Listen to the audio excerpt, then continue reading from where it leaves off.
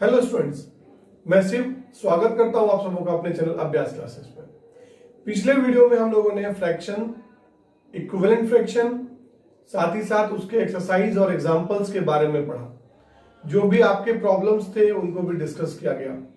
आज की क्लास में हम लोग फ्रैक्शन इन सिंपलेस्ट फॉर्म, जिसको हम लोग लोएस्ट टर्म में या फिर सबसे पहले समझना कि सिंपलेस्ट फॉर्म क्या होता है, सिंपलेस्ट फॉर्म किसको कहते हैं और फ्रैक्शन को सिंपलेस्ट फॉर्म में कैसे लिखा जाता है, इस चीजों की जानकारी जो है इस चैप्टर में हम लोग पढ़ेंगे। आइए देखते हैं। जैसे एग्जांपल लेते हैं 72/90। तो न्यूमरेटर और डिनोमिनेटर दो चीजें हैं अभी आपके पास। इसमें कुछ ऐसे डिजिट हैं जो कॉमन है, जैसे आप लेंगे 4/6। तो 4 और 6 में क्या है, 4 को आप लिखेंगे 2 × 2, बाई 6 को लिखेंगे 2 × 3। मतलब ये दो जो है सबके पास कॉमन है। अगर उस दो को हटा दिया जाए तो क्या हो जाता है 2/3। अब जो न्यूमरेटर डिनोमिनेटर है उसके बीच में कोई भी कॉमन नंबर नहीं है। तो सिंपलेस्ट फॉर्म का जो डेफिनेशन होता है कि no common factor between numerator and denominator. No common factors between numerator and denominator is called simplest form या lowest term। simplest form या lowest term आराम से समझिएगा और बहुत धीरे धीरे हर चीजों को आपको बताया भी जाएगा। तो ये हो गया सिंपलेस्ट फॉर्म और लोएस्ट टर्म। अब आगे ये जानना है कि आप 4 के टेबल को जान रहे थे और 6 के टेबल को जान रहे थे, तो आपने इसको कर लिया। लेकिन अगर बात आपको कुछ बड़ा डिजिट करके दिया जाए तो क्या इसके टेबल को लिखना संभव है? नहीं है। तो आप उस जगह पर प्राइम फैक्टराइजेशन मेथड का यूज कीजिए। 2 से 36, 2 से 18, 2 से 9, 3 से 3, 2 से 45, 3 से 15, 3 से 5। तो आप देखेंगे कि 2 जो है वो आपका 3 बार आ गया और 3 जो है वो 2 बार आ गया, और इसमें 2 एक बार है, 3 2 बार है और एक बार 5 है। तो ये कॉमन है और ये कॉमन है और ये भी कॉमन है, मतलब 18 दोनों में कॉमन था। तो क्या बच गया टर्म 4/5। अब आप जब 4 और 5 में देखेंगे तो न्यूमरेटर और डिनोमिनेटर में कुछ भी कॉमन नहीं दिखेगा सिवाय एक के। मतलब कॉमन फैक्टर क्या दिखेगा आपको 1। जब कभी भी आपके साथ ऐसा हो, जब आपको कॉमन फैक्टर 1 मिले न्यूमरेटर और डिनोमिनेटर में, तो आप खुश हो जाइए कि वो क्वेश्चन आपका सिंपलेस्ट फॉर्म में आ गया।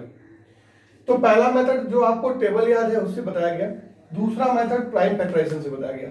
लेकिन इस दोनों से ज्यादा इफेक्टिव जो मेथड है वो है आपका HCF के द्वारा, डिवीजन मेथड। HCF तो यहां भी निकाल रहे हैं प्राइम फैक्टराइज करके, लेकिन इसको समझने के लिए जो तीसरा मेथड है ये मेथड आपका छोटे टर्म के लिए यूज कर सकते हैं, इसको उससे थोड़ा बड़ा, और जो लास्ट है वो सबसे बड़े से बड़ा सवाल को उससे किया जा सकता है। That's called division method HCF के लिए। देखिए 72 से 90 में डिवाइड करते हैं, 72 1 जा 72, 18 आ जाएगा, 18 4 जा 72। तो आपको यह पता चल गया कि 18 एक ऐसा फैक्टर है जो दोनों में अवेलेबल है। तो आप लिख सकते हैं 72 divided by 18 by 90 divided by 18, that means 4/5, और ये क्वेश्चन सॉल्व हो गया। तो क्यों ना HCF मेथड का यूज किया जाए। तो बेसिकली इस चैप्टर में जो हम लोग पढ़ेंगे वो सिंपलेस्ट फॉर्म, आपका लोएस्ट टर्म के बारे में जानेंगे। सिंपलेस्ट फॉर्म होता क्या है, कैसे किसी भी न्यूमेरिकल्स या फ्रैक्शंस को हम लोग सिंपलेस्ट फॉर्म में लाते हैं, साथ ही साथ HCF मेथड और प्राइम फैक्टराइजेशन की चर्चा की जाएगी। आइए हम लोग इसके एग्जांपल्स के क्वेश्चंस को देखते हैं। एग्जांपल नंबर 2, ये भी सेम क्वेश्चन है। सिंपलेस्ट फॉर्म की जगह पे आपको लिख रहा है लोएस्ट टर्म में लिखने के लिए, बात एक ही है। 65/78 है। HCF निकाल लेंगे आप 65 से 78 में डिवाइड करके, 1 बार में 65 आएगा, 13 आ जाएगा। 13 से 65 5 टाइम्स में होता है। तो इसका एचसीएफ क्या आ गया 13, मतलब जो हाईएस्ट कॉमन फैक्टर है इसका वो 13 है। तो आप 13 से ऊपर भी डिवाइड कर देंगे और 13 से नीचे भी डिवाइड कर दीजिए, तो आपका 5/6 आ जाएगा। और 5/6 एक ऐसा नंबर है जिसका कॉमन फैक्टर क्या है 1 है। कॉमन फैक्टर क्या है 1 है। इसका मतलब हम लोग इजीली कह सकते हैं कि ये लोएस्ट टर्म है।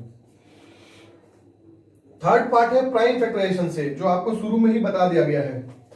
एक्सरसाइज के क्वेश्चन में इसका जिक्र नहीं है।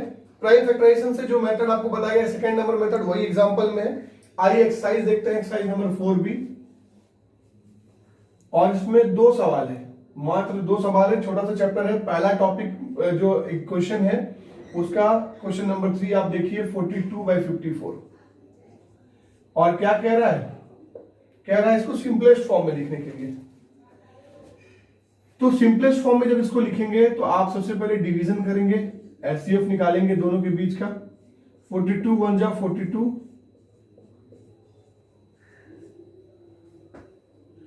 12 से जब 42 में जाएंगे तो 12 3 जा 36,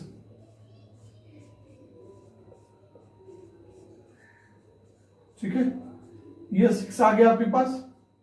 मतलब 6 ऐसा है फैक्टर जो दोनों में है, प्रेजेंट है, कॉमन फैक्टर है। तो 42 डिवाइडेड बाय 6, 54 डिवाइडेड बाय 6, 7/9। और 7/9 आपको पता होना चाहिए 7 जो है प्राइम नंबर है। तो इजीली आप जान सकते हैं दोनों का कॉमन फैक्टर क्या होगा 1 होगा। जब कॉमन फैक्टर 1 हो जाएगा तो आपका आंसर आ गया लोएस्ट टर्म में। नेक्स्ट क्वेश्चन है क्वेश्चन नंबर 2, और इस चैप्टर का लास्ट क्वेश्चन भी है। ध्यान से समझिए क्वेश्चन नंबर 2 को। इसका भी एक क्वेश्चन हम लोग देख लेते हैं। क्वेश्चन नंबर 2, जैसे 105/168 है। क्वेश्चन नंबर 6, प्रोसेस सेम होगा। इसमें भी कहा जा रहा है आपको लोएस्ट टर्म में लाने के लिए। तो 105 से 168 में आप डिवाइड करें। 105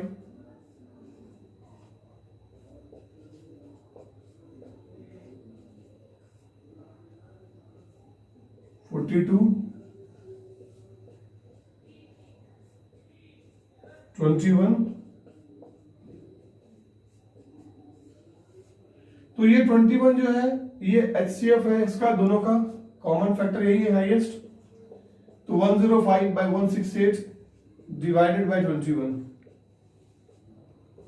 जब इससे डिवाइड करेंगे तो ऊपर 5 आएगा और नीचे 8 आएगा। तो नंबर क्या हो गया 5/8, जिसके बीच में कॉमन फैक्टर क्या है 1 है, मतलब ये लोएस्ट कॉमन फैक्टर। चेक जरूर कीजिएगा कि आप 5 और 8 आपस में कट रहे हैं, नहीं कट रहे हैं तो ये लोएस्ट टर्म कहलाएगा, ठीक है। इस एक्सरसाइज में केवल लोएस्ट टर्म के बारे में चर्चा करना था। आप इसके सम को एक्सरसाइज को घर पे सॉल्व कीजिए। नेक्स्ट वीडियो में हम लोग आप मिलेंगे जिसमें टाइप्स ऑफ फ्रैक्शंस की चर्चा की जाएगी। तब तक के लिए धन्यवाद।